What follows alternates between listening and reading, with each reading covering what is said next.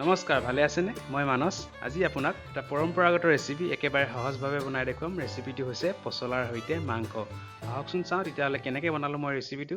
অলপ সময়ৰ পাছত তেলখিনি গৰম হৈছে। এতিয়া মই ইয়াত কাটি লোৱা পিঁয়াজখিনি দিম আৰু লগতে কেইটামান কেঁচা জলকীয়া। গোটেইখিনি অকণমান সময় ভাজি ল'ম, যেতিয়ালৈকে পিঁয়াজখিনি অলপ ৰঙচুৱা পৰালৈকে। অলপ সময়ৰ পাছত পিঁয়াজখিনি অলপ ৰঙচুৱা পৰিছে। এতিয়া ইয়াত মই মাংস আৰু আলুখিনি দিম।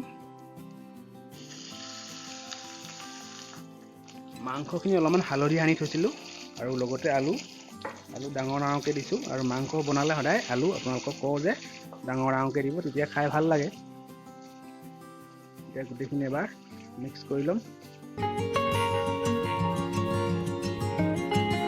এতিয়া মই ঢাকনখন মাৰি এইখিনি অকণমান সময় সিজিবলৈ দিম আৰু গেছটো মিডিয়ামত থ'ম।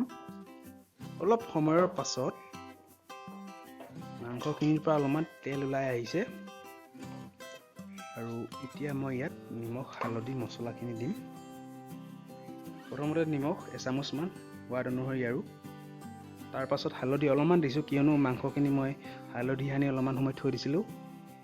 তাৰপিছত অলপ জিৰা গুড়া আৰু অলপ জলকীয়া গুড়া।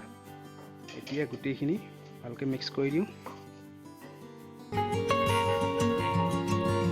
এতিয়া এইখিনি ঢাকনখন মাৰি কম জুইতে সিজিবলৈ দিম, মানে মাংসখিনি আধা সিজিব লাগিব। তাৰপাছত মই পচলাখিনি দিম। অলপমান সময়ৰ পাছত মাংসখিনিৰ পৰা ধুনীয়াকৈ তেল ওলাই আহিছে, মানে মাংস আধা আধা সিজি গৈছে, আলু আধা আধা সিজিছে। এতিয়া ইয়াত মই পচলাখিনি দিম। এতিয়া মই কাটি থৈ দিয়া পচলাখিনি দি দিছোঁ। পচলা কেনেকৈ কাটিব লাগে আপুনি নিশ্চয় জানে, সেইকাৰণে মই নেদেখুৱালোঁ ভিডিঅ'টো। আৰু পচলাৰ লগত দাইলৰ এটা ৰেচিপি কেইদিনমান আগতে আপলোড কৰিছিলোঁ, যদি চোৱা নাই চাই ল'ব পাৰে আপুনি। আৰু এতিয়া গোটেইখিনি ভালদৰে মিক্স কৰিম। পচলাৰ বহু উপকাৰী গুণ আছে।